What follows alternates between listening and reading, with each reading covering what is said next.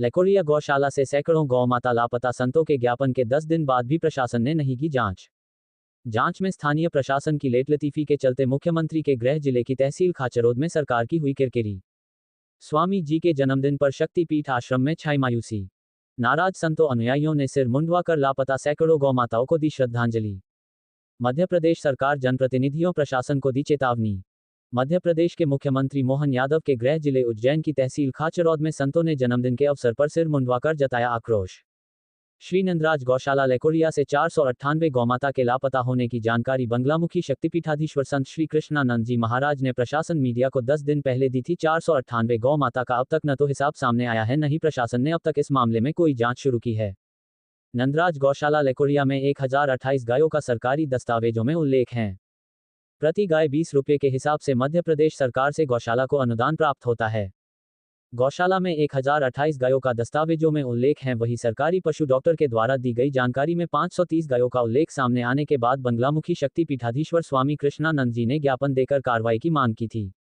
स्वामी जी के आरोपों का अब तक जवाब न तो गौशाला समिति दे पाई है, न ही प्रशासन इस मामले की जांच कर पाया है कि आखिर 498 गौमाता कहाँ है। शक्तिपीठाधीश्वर के आरोपों के समर्थन में अन्य क्षेत्रों से आए संतों ने प्रशासन सरकार की कार्यप्रणाली से नाराज होकर अपने सिर मुंडवाकर लापता सैकड़ों गौमाता को श्रद्धांजलि देकर प्रशासन को चेतावनी दी है कि शीघ्र अतिशीघ्र निष्पक्ष जांच कर अपराधियों को जेल की सलाखों के पीछे भेजे, नहीं तो प्रयागराज कुंभ के बाद 1 लाख से ज्यादा नागा साधुओं का कुंभ खाचरौद में लगेगा।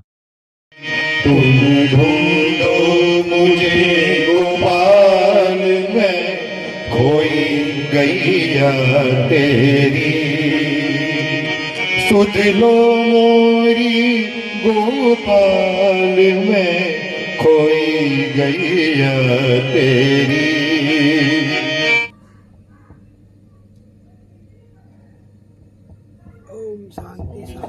ओम शांति शांति शांति। ओम आक्रोश मैंने पहली बार देखा गुरु के चेहरे पे, जो गौ माता की था, जो स्वाभाविक भी है, गौ को अपन ने माता माना है और उस माता का शादी से कुछ लाचार होता है। तो शायद जो स्वामी जी के चेहरे पे मैंने पहली बार देखा है। हमारे हरियाणा में गौ पालने वाले के लिए 30,000 रुपये का अनुदान किया है कि घर में जो गौ पालेगा उसको 30,000 रुपये में गौ के लिए दूंगा। हमने यहाँ आकर देखा कि यहाँ एमपी में गौओं के अत्याचार हो रहा है।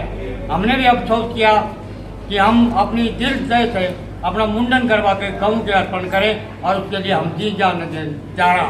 आपने भी मुंडन करवाया आज? आज हमने मुंडन करवाया गौों के। जिस प्रकार राजस्थान में जो जिले से जी आज गुरुदेव का जन्मदिन था। आज गुरु फ्लेक्स में हम यहाँ आए थे, लेकिन यहाँ देखा कि गौ माता के लापता होने से 498 में जो गायें लापता है उनसे गुरुदेव की जो पीड़ा देखी हमने तो बहुत हार्डली दुख हो रहा है यहाँ आके। और हम प्रशासन से ये मांग करते हैं जो दोषी हैं उनको सजा दी जाए, जल्द से जल्द इस पर कार्रवाई हो और सच्चा मतलब न्याय मिले गौ माता के लिए। और हम बिल्कुल इससे हृदय पूरे राजस्थान से झुंझुनू जिले से महाराज जी के साथ होते हैं, दिन से साथ में सुनते हैं। आपका आनंद हो रहा है कि आज महाराज जी का जन्मदिन है, लेकिन दूसरी तरफ बड़ी मन को व्यथा हो रही है कि आज स्वामी जी महाराज जी ने जो कहा, उनके हृदय से अंतःकरण से जो आवाज़ निकल रही है वो सुन के बड़ा दुख हुआ हमें। आज कोई प्रसन्नता नहीं है हमारे चेहरे पे। यहाँ हम आए बड़े आनंद के साथ में, लेकिन ये गौ माता के लिए जो स्वामी जी का हृदयपूर्वक जो निकल रही है आवाज़, ये बिल्कुल सही है, सच्ची है। और हम सभी हर व्यक्ति अपने अपने प्रति से स्वामी जी के पीछे हम खड़े हैं। आपका शुभ नाम? मेरा शुभ नाम नारायण महाराज, मैं हैदराबाद से हूँ। सारी सच्चाई पब्लिक के सामने आ चुकी है और उनके तथ्य जितने भी उन्होंने पेश किए सारा झूठ साबित हो रहा है। फिर भी राजनीतिक दल प्रशासन उनको बचा रहा है, क्यों ना प्रशासन के खिलाफ भी आवाज उठाई जाए। कृष्णानंद जी ने जो मुद्दा उठाया है, अभी हम प्रयाग से आए हैं। मेरा नाम दिगंबर अखाड़े से मैं महंत हूँ और अभी 13 अखाड़ों को जाकर बैठक लेंगे और कुंभ में भी योगी जी से चर्चा करेंगे।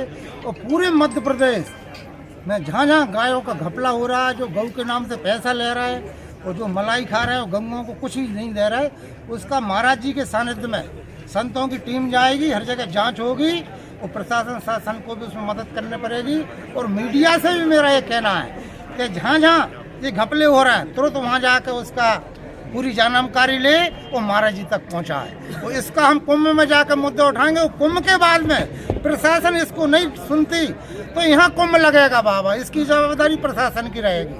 पुणे गौशाला में जो हुआ है उसकी वजह से गुरुजी बहुत व्यथित थे। उनकी पीड़ा देखकर हमको भी ये लग रहा है कि भ्रष्टाचार की निष्पक्ष तरीके से जांच होनी चाहिए। अब संज्ञान होगा कि भाई इतना आंदोलन जो है गुरुजी के आशीर्वाद से चल रहा है और बिल्कुल सही बात है। सनातन धर्म में गौ माता का स्थान बहुत ऊंचा रखा गया है और हम सब की ये नैतिक जिम्मेदारी है कि हम इस चीज़